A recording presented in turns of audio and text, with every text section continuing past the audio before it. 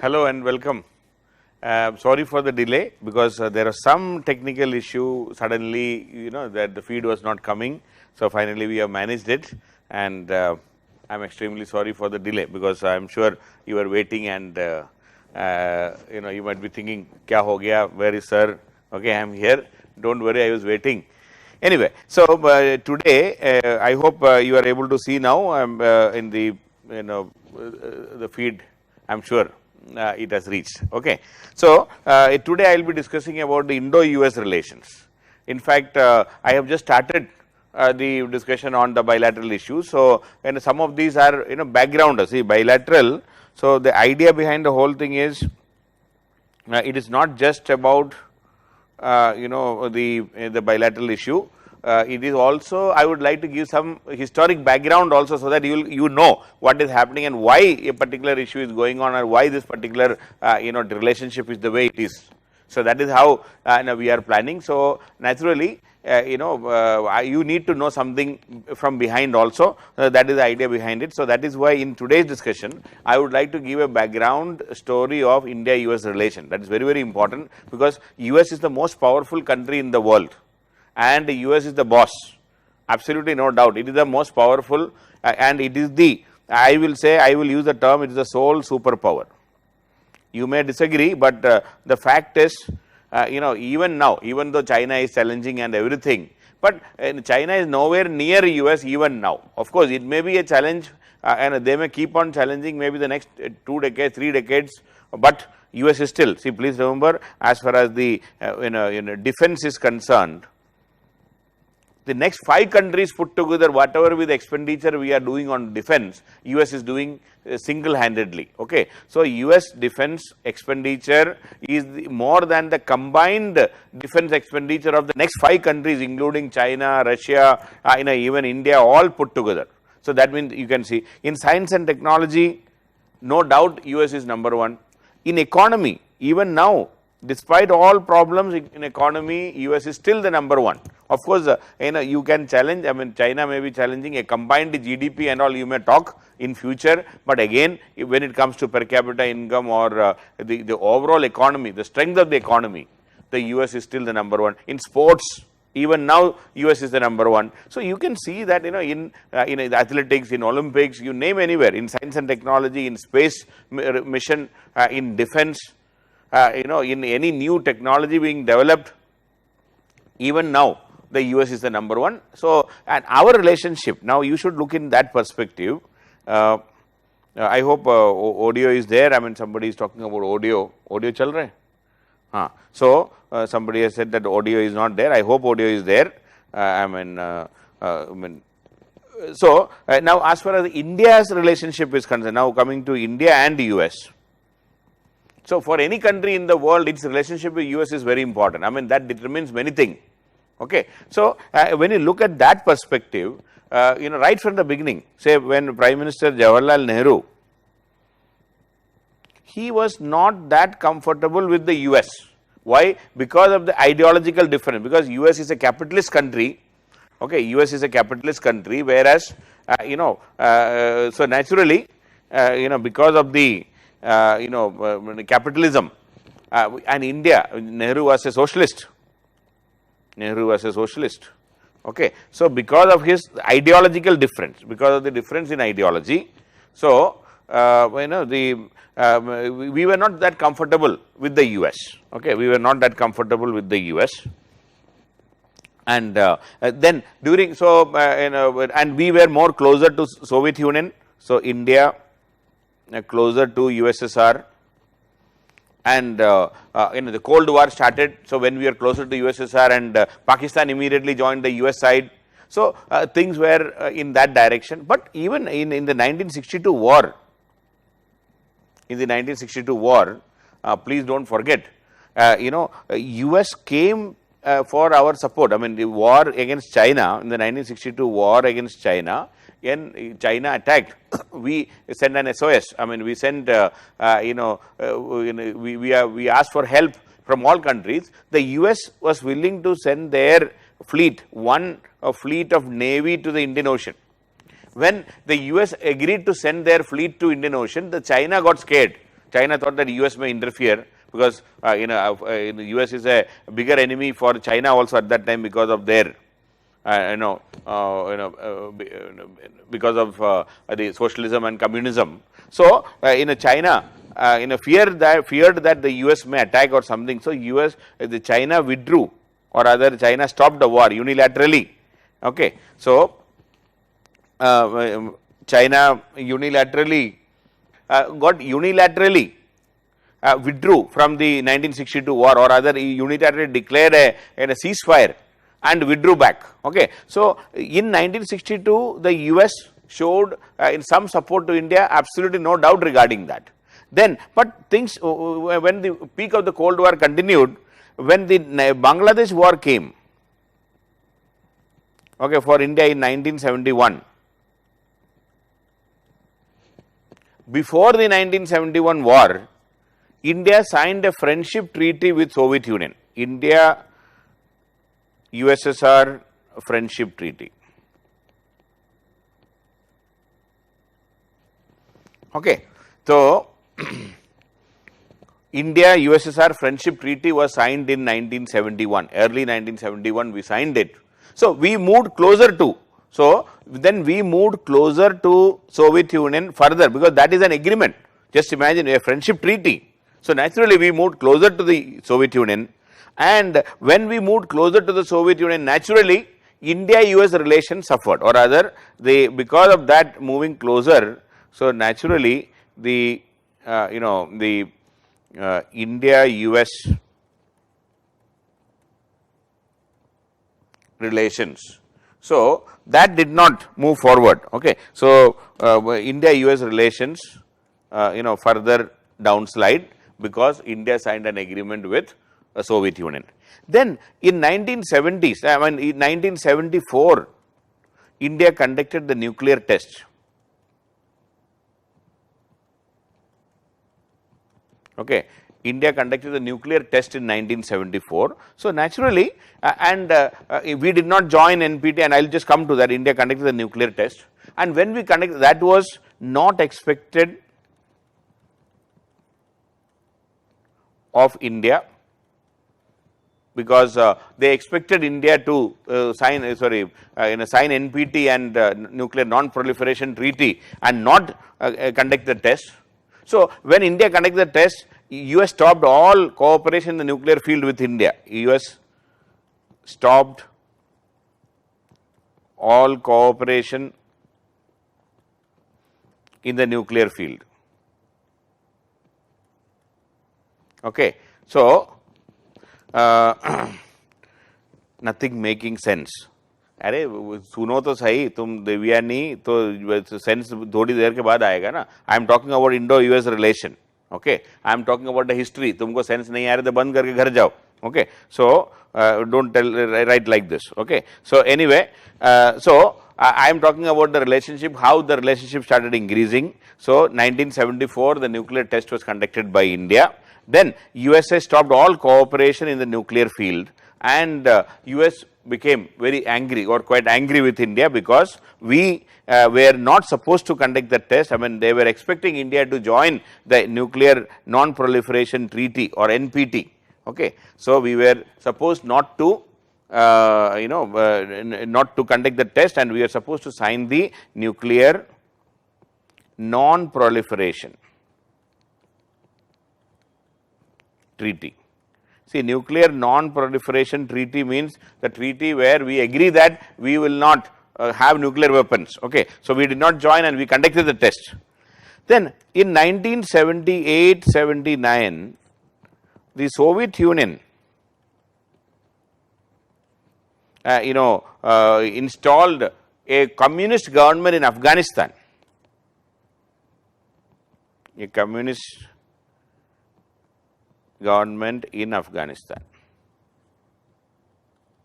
And yes, this 1974 nuclear test is nothing but the Pokhran test, no doubt regarding this. Okay, so it was a Pokhran test, and 1978-79 the Soviet Union captured, or rather established, or managed to set up a communist government in Afghanistan. And during that time, please remember, during this time the main the Cold War, which is Cold War is still going on. Okay. Now, what is this Cold War all about? It is the Cold War is still going on. Cold War is the ideological war.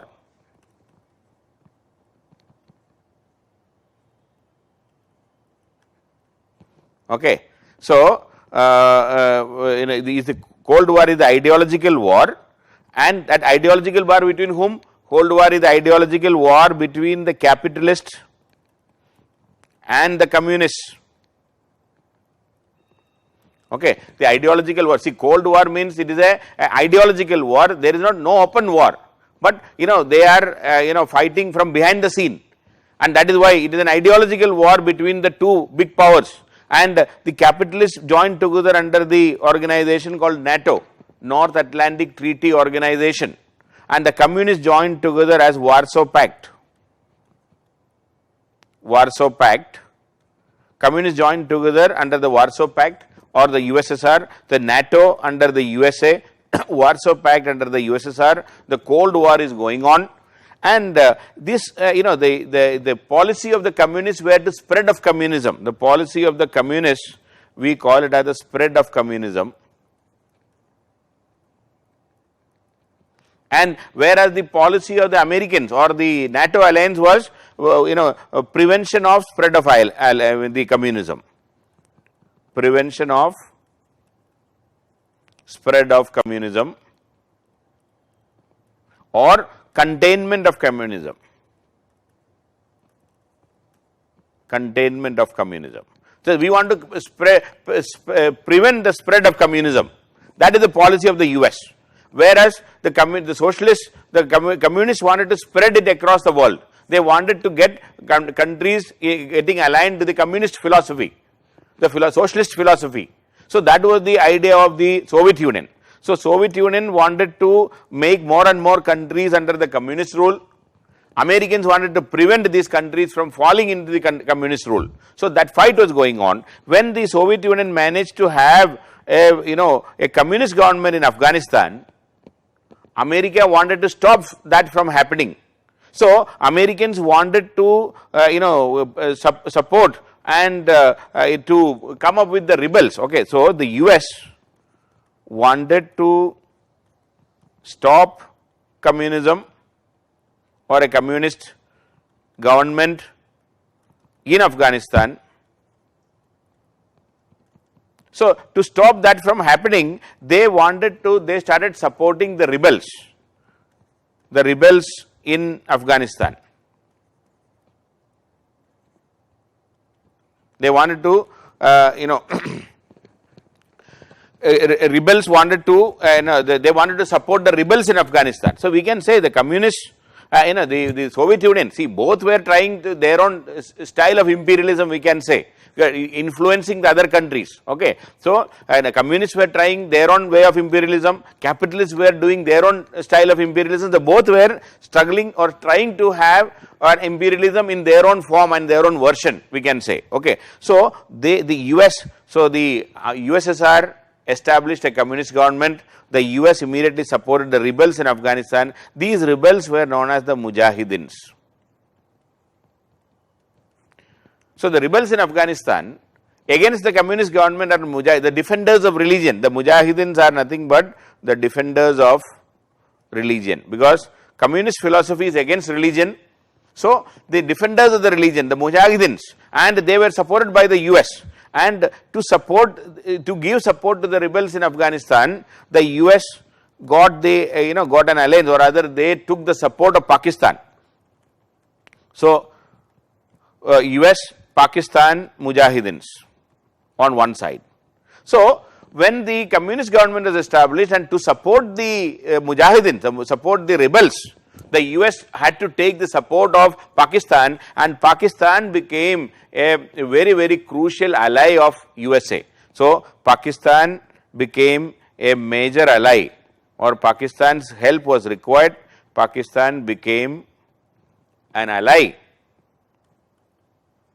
of USA.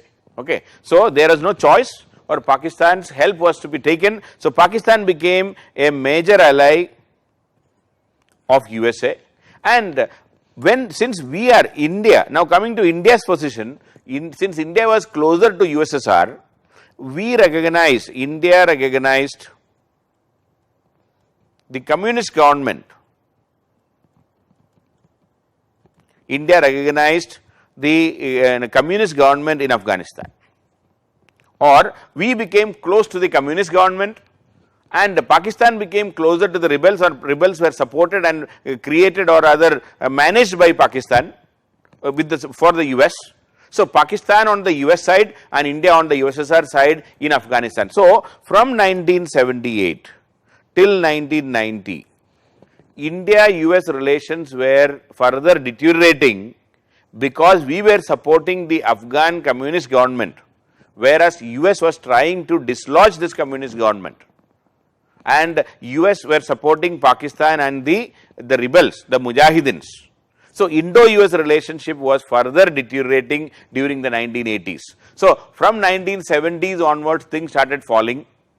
Right from the beginning, the relationship was not so smooth because Nehru was not comfortable. We were ideologically on opposite side. 71, India-Soviet friendship treaty because of the Bangladesh war. 74, we conducted the nuclear test against the wishes of the Western world, and the US imposed some sanctions against India. 78, when the communist government was established in Afghanistan, India supported the communist government, whereas the US was supporting the rebels in Afghanistan to prevent the communists from spreading. So, this has resulted in a scenario whereby the US is on the opposite side of India is on the opposite side of the US during the 1970s and 1980s. Okay, so capitalism and communalism, आप खुद पढ़ लो बेटा, अभी this ये भी पढ़ाएगा तो फिर बचा क्या है? So Nakul, you please read, एक बार इंटरनेट तो खोलो, कुछ तो मिलेगा. Okay, so the US was supporting the rebels and India was supporting the government in 1990, and by 1986, in Soviet Union. In 1986, in Soviet Union, a progressive leader, Mikhail Gorbachev, came to power.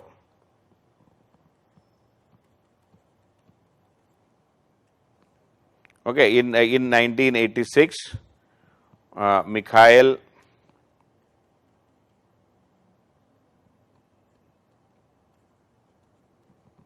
Gorbachev came to power, and he started reforms, and ultimately it led to the collapse of the Soviet Union in 1991.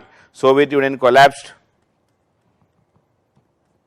1991 it collapsed, but in 1990 the communist government, or rather the Soviet occupation in Afghanistan also was withdrawn. The Soviet Union withdrew the troops in 1990. 1991 Soviet Union collapsed.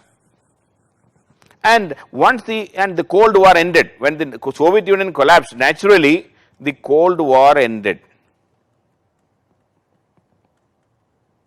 See, 1991 is a very important year in Indian history and the world history, because the Cold War ended in 1991. That so Soviet Union collapsed and the communist countries collapsed. Almost all communist countries in the world converted into some sort of capitalism.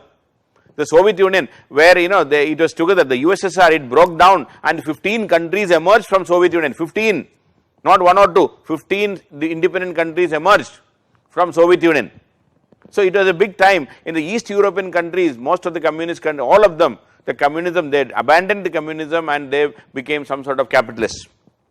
So 1991 is very important, and the Cold War ended. And for India also 1991 was very important, because this was the year when our economy also almost collapsed, and it was on the verge of collapse. After Rajiv Gandhi's assassination, and when the elections were held, or during the election time only, Rajiv Gandhi got assassinated in 1991, and during that, after that election, since Rajiv Gandhi was not there, the Congress government came to power under P.V. Narasimha Rao. P.V. Narasimha Rao came to power, and P.V. Narasimha Rao had no choice. I mean, he wanted to appoint an economist, and he was searching for an economist, and ultimately the choice went into the hands of Manmohan Singh. It went into the hands of Manmohan Singh. Manmohan Singh. So, he appointed Dr. Manmohan Singh as the finance minister. He appointed Manmohan Singh as the finance minister. Okay. So, P.V. Narasimha Rao the prime minister and Manmohan Singh the finance minister, and this led to the economic reforms. I mean, that was the era of, that is the beginning of the economic reforms.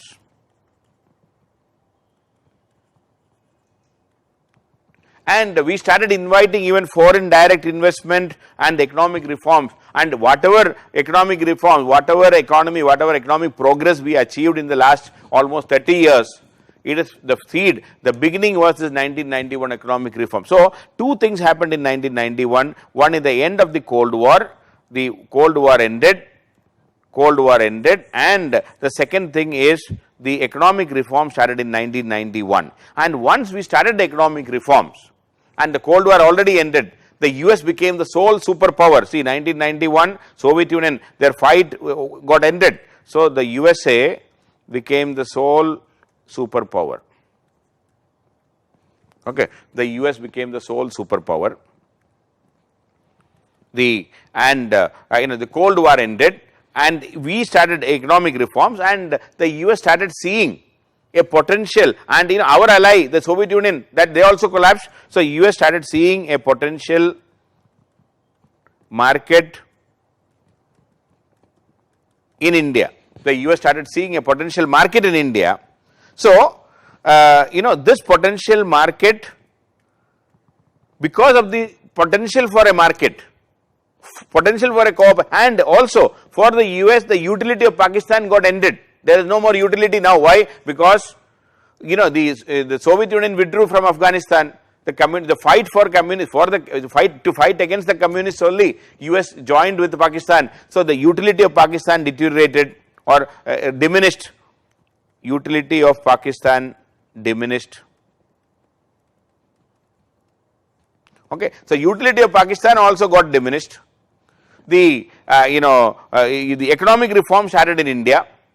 US started seeing a potential in the Indian market. So, the Indo-US relations started improving after 1991. That is the point I would like to make. The Indo-US relations started improving in 1991 or after 1991. Okay. So, why Americans are always in war? See, American ideology is capitalism. Whoever is following the capitalist ideology, they will accept. See, why we are at a war with many people, or the ideological war. If we have a philosophy and we would not like to change that philosophy, we want to continue with that philosophy. That is what the Indian style, and any country for that matter. The US believes in capitalism, free market, they believe in some sort of the freedom, the human rights.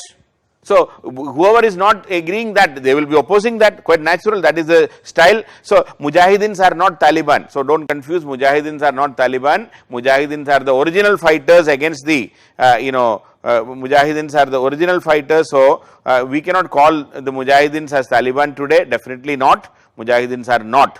And sir, was there in support from USSR to India in Pokhran? No, there was no USSR support and all. It was independently conducted. We will talk about that, some of them. Why in the Soviet Union collapsed, we will talk about that in some other discussion in the coming classes. It will be there. So, please do not worry. So, Sangeet is asking, so does the support of US to the Mujahidins have a negative impact on the, obviously, yeah, I mean, if you are supporting, if you are creating a civil war by supporting the Mujahideen, the people, the ultimate sufferer of any country, the ordinary people and nobody else. Okay. So, please control your questions, do not ask too many questions, please listen to what I am talking, because that is more important for you right now. Otherwise, the continuity, you will lose the continuity. Please do not type too many questions unnecessarily, it is not required right now. Okay. So, we will and if the video is pausing or something, it could be because of the local internet problem, because here everything is going perfectly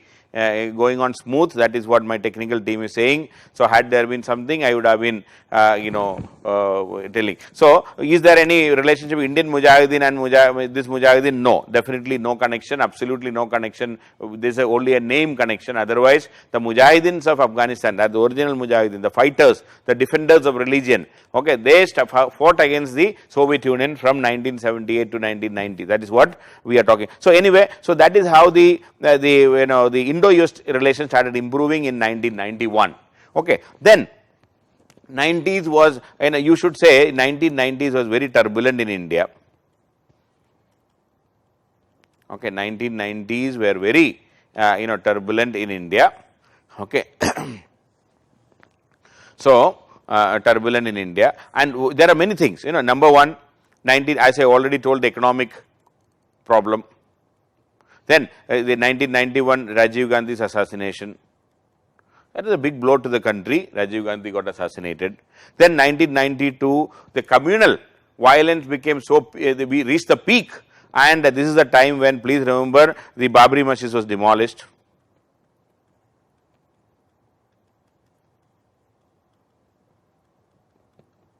Babri Masjid demolition. So communally, India was very, very fragile during this time. Communally, we were very fragile during this time, and then no stability in the government. So we had 4 governments. We had a 1996 election. I am talking about 1990s. We had a 1996 election. We have 1998 election. We had 1999 election. 3 Lok Sabha elections in 5 years. 3 Lok Sabha elections in 5 years. So 1996, 1998, 90. So politically we were very weak. Economically we were struggling because of the economy of the 1990s. So, and then communally we were in deep trouble, and also please remember 1990 the Mandal Commission was recommendations were implemented by VP Singh. VP Singh implemented Mandal Commission. And caste wise also there is a lot of division, the OBC issue and everything, the Mandal Commission implementation of the Mandal Commission thing, and it was a caste wise again it was a big problem. Okay, so things were quite fragile and fluid during the 1990s. Okay, first time the BJP government came to power in 96, then 98, then 99. So things were very, very fluid in our country, and economically we were quite weak. And this is assassinations and things like that. Okay, so this is the time which is going on. But Nehru, one question in between, but only critic I found that Nehruji rejected the seat of, who said that Nehru rejected the seat of UN permanent member? Nobody. This is all unsubstantiated stories given out by some people. Nehru never rejected. Who will reject a permanent seat in the UN Security Council, man? Nobody will reject, and he has not rejected. There is no evidence. It is all nonsense. And India, why should they offer a seat for India at that time? Who will offer you? For what? India was not even an independent country in 1945 when the UN came into being.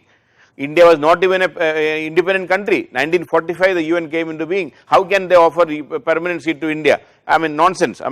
Nobody. No, these are all unsubstantiated kahaniya, dada dadi ke kahaniya. Okay, so just to discredit Nehru, he has not done. He is one of the architects of the UN. Okay, he is one of the founding fathers of the UN, we can say. And please don't tell all this nonsense. Okay, because there is no truth in all these things. Anyway, so 1990s was very, very fragile, but the 1998. One big thing happened in 1998 during the Prime Minister Vajpayee government's time is we conducted the second round of nuclear tests. 1998, the second round of nuclear tests.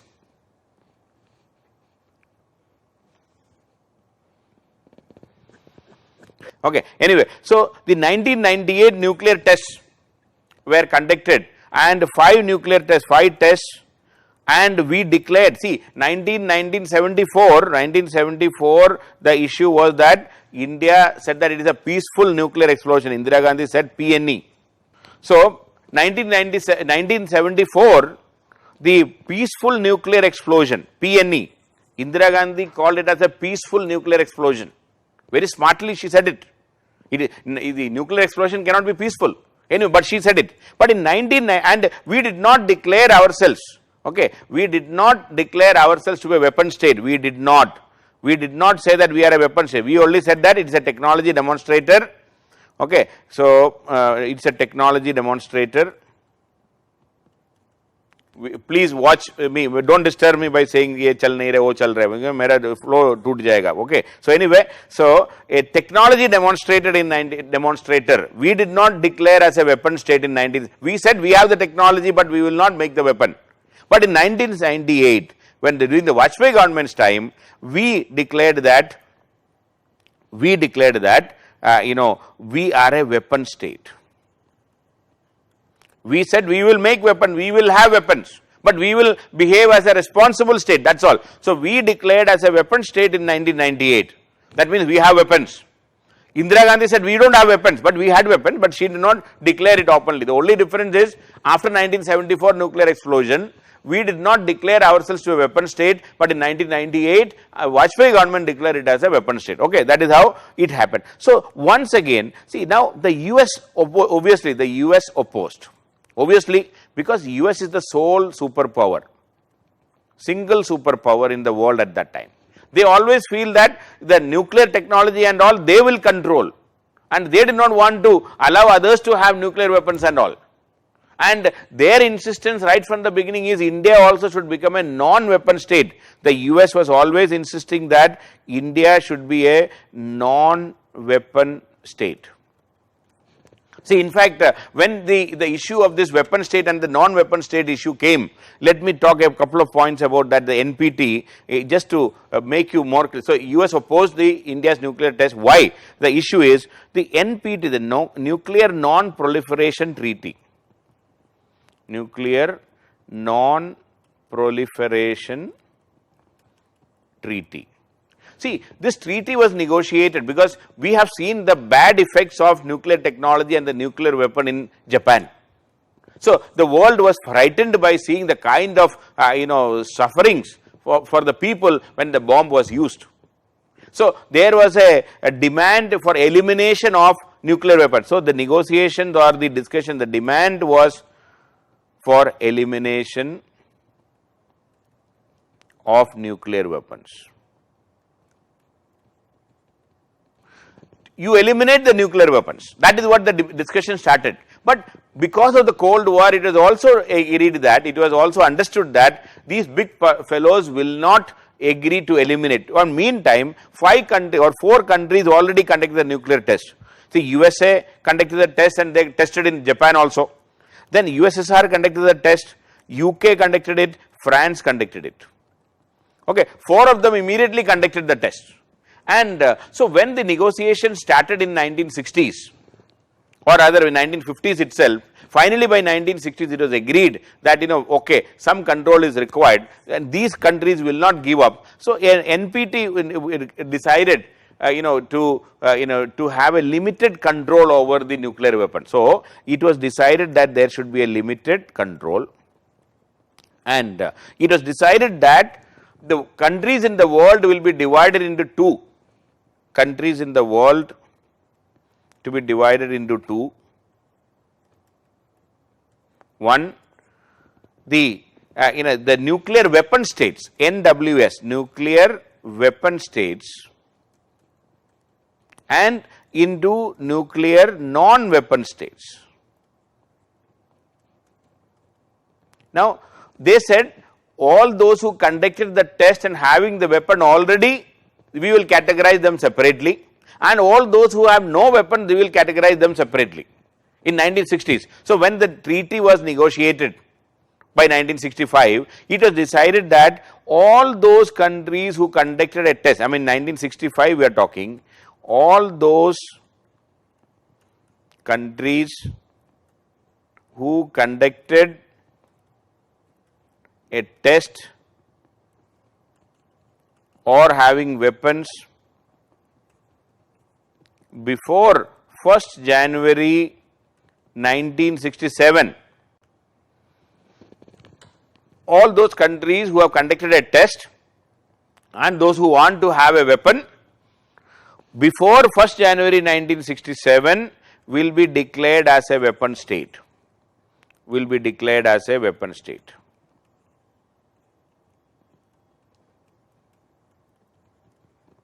Okay. So, only those countries who conducted a test before 1967, 1st January 1967, can be eligible to become a nuclear weapon state. So, before 1st January 1967, 4 countries are already there. Even China managed to conduct the test before 1967 January. So, 5 countries managed to conduct the test: US, USSR, UK, France and China.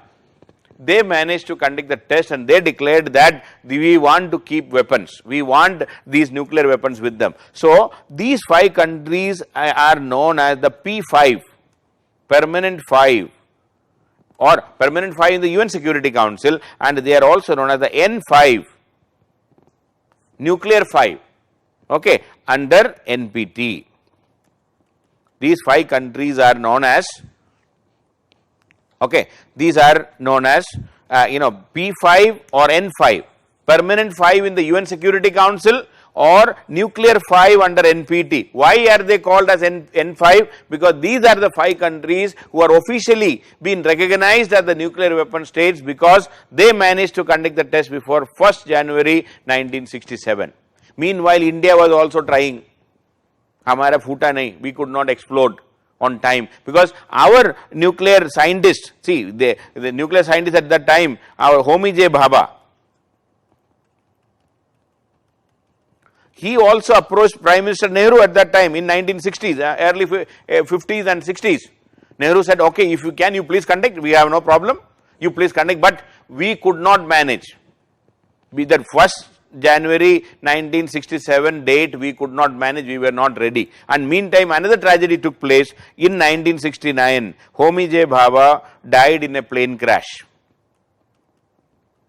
in Europe while he was traveling to Vienna for an International Atomic Energy Agency IAEA meeting. So, he was going for that while he was traveling towards Vienna, there is a plane crash in Alps and Homi J. Bhabha died. Had he not died, we might have managed to conduct the test maybe in another 6 months or something, maybe that is what many people are saying, but at least by 1970 we would have conducted the test. But we could not do that also. Finally, we managed to conduct the test only in 1974. So, what happened was that, now that is another thing, but what I am trying to say is that when when we divided the countries into 2, please come back to that discussion, when we divided the countries into 2, 5 nuclear weapon states emerged. And what about the non-weapon states? Who are the non-weapon states? All those, now according to the definition of NPT, all those who fail to conduct nuclear test before 1st Jan 1967 will be treated as a non-weapon state, and they are all asked to join NPT as a non-weapon state. Okay, all of them are asked to join NPT as non-weapon state. So, most of the countries in the world joined NPT under pressure from the and in that case, even USSR, US all put pressure on their supporting countries and neutral countries. Sabko bola, jaake sign karo, go and sign as a non-weapon state. We are the 5 weapon states. We want to control the number of weapons. We don't want too many people to have weapons. Even the US, the USSR, everybody put pressure on other countries, and most of them joined NPT as non-weapon state. Sab log one by one, line by line, they went and signed NPT as non-weapon state. But at that time, and the deadline for the signature was by 1st January 1970.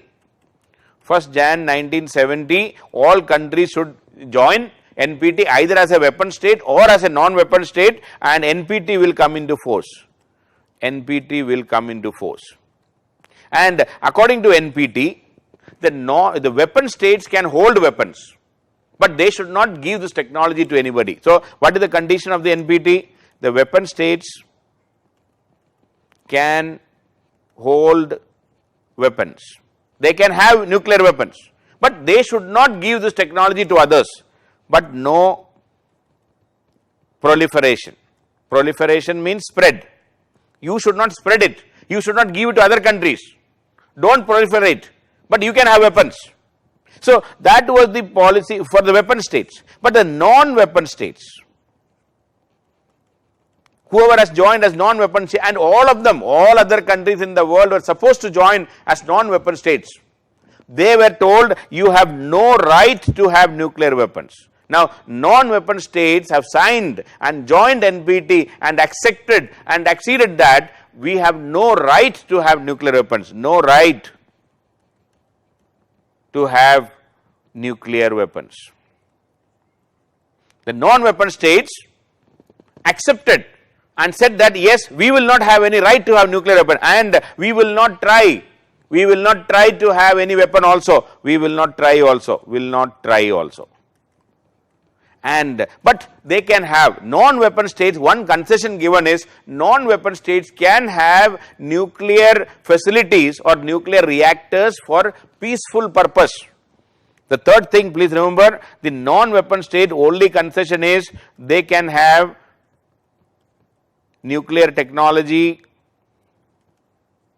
for peaceful purpose. Okay, they can have nuclear technology for peaceful purpose. Peaceful purpose means what? For power generation, nuclear power plant.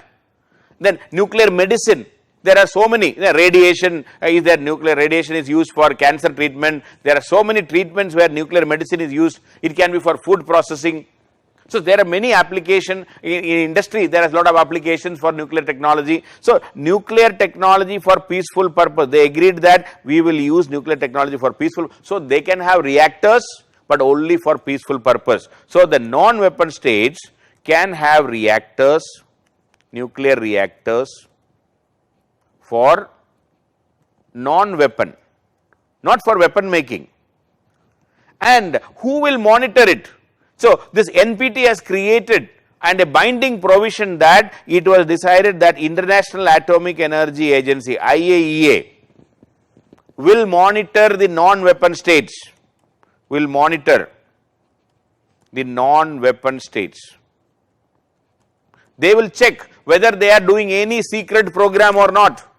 They will check how much is their nuclear fuel available, where are they using, where are they burning, if they are diverting the fuel for weapon, everything they will check. IAEA will have a very, very close monitoring of these non-weapon states. Whoever has joined will have to follow the IAEA guideline. They may monitor, they may visit, they may inspect. IAEA has a freedom to inspect the nuclear reactors of the non-weapon states, and if they violate any provision, if the IAEA feels that something is wrong, immediately it will be reported, or IAEA will report this matter to the UN Security Council, and UN Security Council, the decision making body of the UN, they can take any action against that country. So it is a very, very strict monitoring by IAEA. So all the non-weapons, all those who could not explode the weapon before 1967 were supposed to join NPT as a non-weapon state, and that is what it was expected by the US, USSR, everybody. But unfortunately, India under Indira Gandhi at that time, she stood up and said, I will not sign. So that is something unimaginable at that time. Who has the guts to stand up against the US and the USSR and the France and UK and everybody and say that I will not join, I will not sign. India said, I will not sign. India was the only country to stand up and say, I will not sign this NPT because NPT is a discriminatory treaty. हमने नया फंडा दे दिया.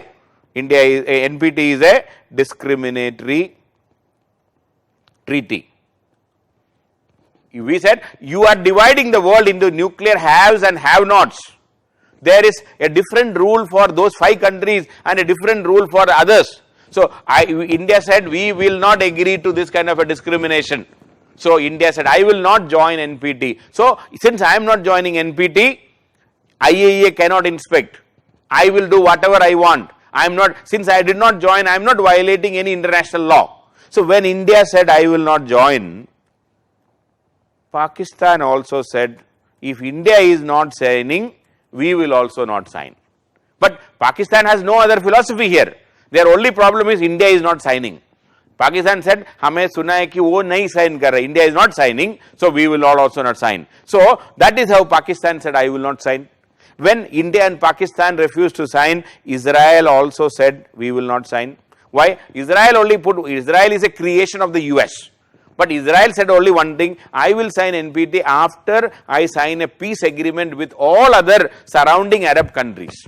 So Israel's stand is nothing, because whatever US say, if the US even today says, Israel will go and sign. So Israel position is not very important. And the only fourth country who did not sign this treaty is South Sudan now. South Sudan is a 2011 country. It was created only in 2011. So South Sudan is one of the poorest countries in the world.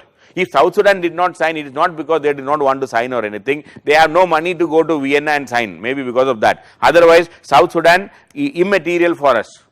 But one more country is there outside NPT right now, that is North Korea. North Korea walked out of NPT in 2003. Walked out NPT. So otherwise, these are the only 5 countries outside the NPT system right now. So in North Korea, there is a provision in the NPT saying that if your country's supreme national interest is threatened, if your survival is threatened, you have a provision of walking out of NPT, and that is how North Korea walked out in 2003. Otherwise, now India is the only country, only India had the guts in 1960s, late 1960s and 70s. We said we will not join NPT, and US and everybody said that you join. We said we will not join. Not only we said we will not join, we also conducted a test in 1974. That was a shock to the Americans, because we have even fooled their secret services, their spies and spy agents. They could not anticipate India's test in 1974, they could not anticipate the test in 1998, so they were very upset against India. So 1974 test, because otherwise the US and the allies and even the Soviet Union, everybody used to think that we 5 only should have the weapon, others should not have the weapon. That is how they wanted, and that is why they were trying to prevent it. So because all of us know that nuclear weapons are very dangerous for the world. And now what is India's stand about nuclear weapon? We are saying, even today we are saying, if everybody agrees to disarmament, we will also disarm. We have no problem in disarming nuclear weapon, but there should be a global plan for nuclear disarmament. So whatever it is, 1974 we conducted the test, we did not join NPT. The US stand right from the beginning is, India should join NPT. US stand right from 1974 is, India should roll back our nuclear program.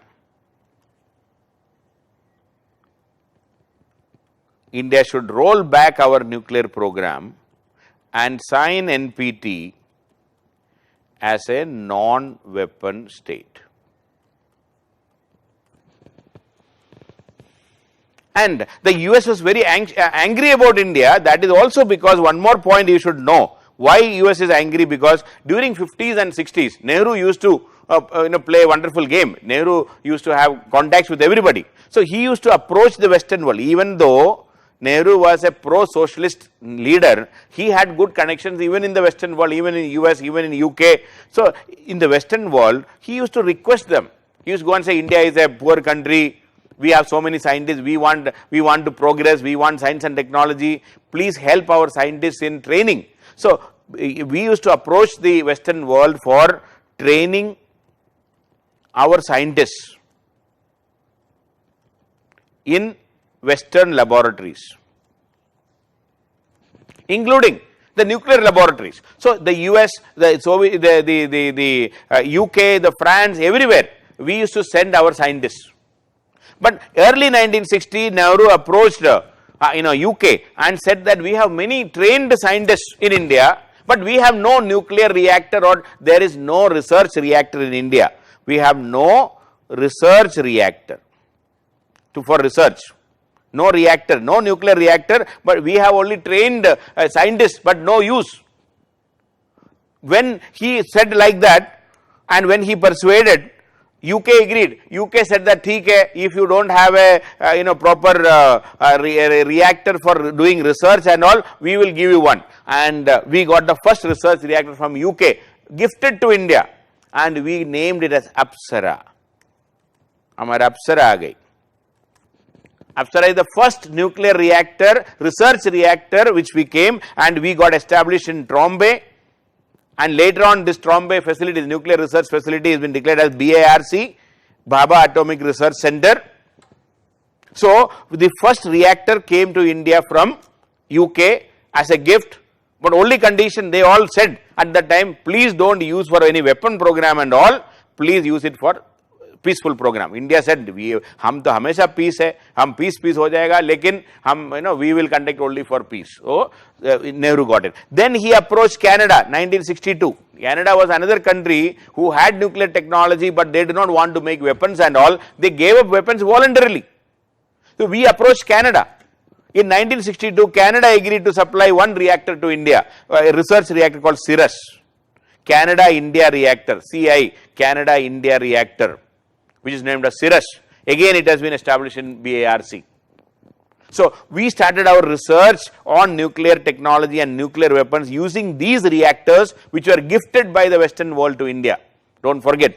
Again we approached, Nehru approached, despite his antagonism to the US, he approached the US.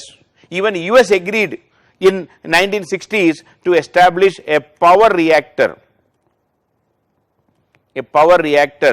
A 160 megawatt into 2 reactors at Tarapur in Maharashtra.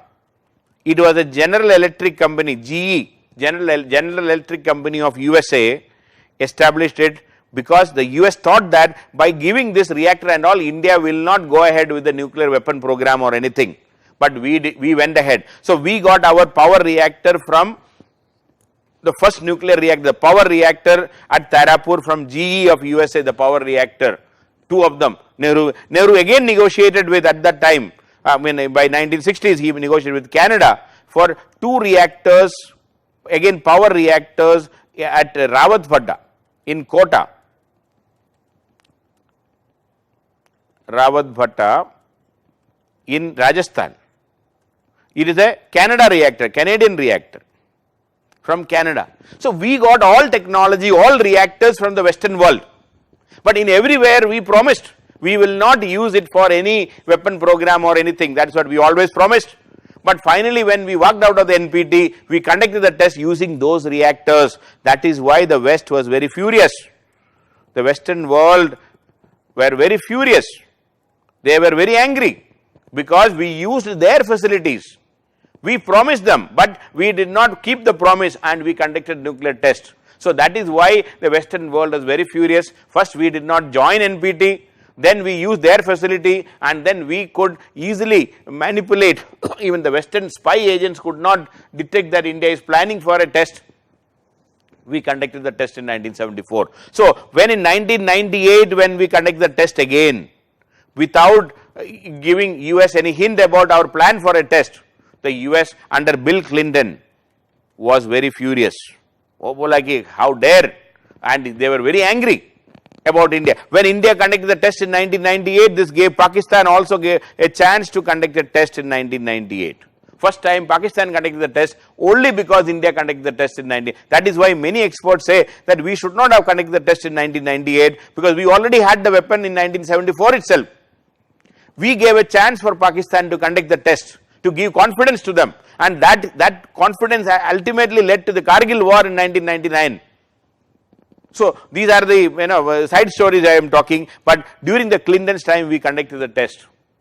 Bill Clinton immediately imposed a series of sanctions against India, economic sanction and restrictions on India. The UN, for the first time in the history, passed a UN Security Council, passed a very, very strong resolution against India, a strong resolution against India. And it was sponsored, or the resolution moved by China, because when we conducted the test, we gave a reason. Prime Minister Vajpayee wrote a letter to Bill Clinton saying that why are we conducting the test, and we said that because of a hostile northern neighbor, because of a neighbor who is very hostile to India. Because of a hostile northern neighbor, I am conducting this test. So China was very furious, how dare you name me, and saying that I am very hostile, this, that and all. Anyway, so that is how the nuclear test was conducted in 1998, and because of the test and the US sanctions, Indo-US relations were at the rock bottom. Indo-US relations at the rock bottom. Indo-US relations at the rock bottom. So 98, whatever improvement we could do from 1991, we lost everything, and because of the nuclear test we reached the bottom again. But since we were democracies, the US and the Indian government started some negotiations. The US wanted to know what is that India wants with this test. And India wanted to tell the US that why are you opposing this negotiation, and the negotiation started. When the negotiation started from the back room, Prime Minister Vajpayee appointed our Jaswant Singh. Jaswant Singh was not a minister at that time, even though he held many important positions in the Vajpayee government. Subsequently, in 1998, during the test, he was not a minister because he lost the election in the 1998 election. So he was not made a minister at that time. So Jaswant Singh was, berozgar, we can say he was not having any employment at that time. Prime Minister Vajpayee appointed him as his point man, his envoy, special envoy of Prime Minister to negotiate with the US. And the US appointed the deputy, Secretary of State. We can say the deputy foreign minister, Secretary of State, the foreign minister, Strobe Talbot, to negotiate with India. And Jaswant Singh and Strobe Talbot conducted negotiations for almost 2 years. Repeated rounds of talks took place, and the relationship improved substantially despite the test, despite the misgivings. You can understand the ability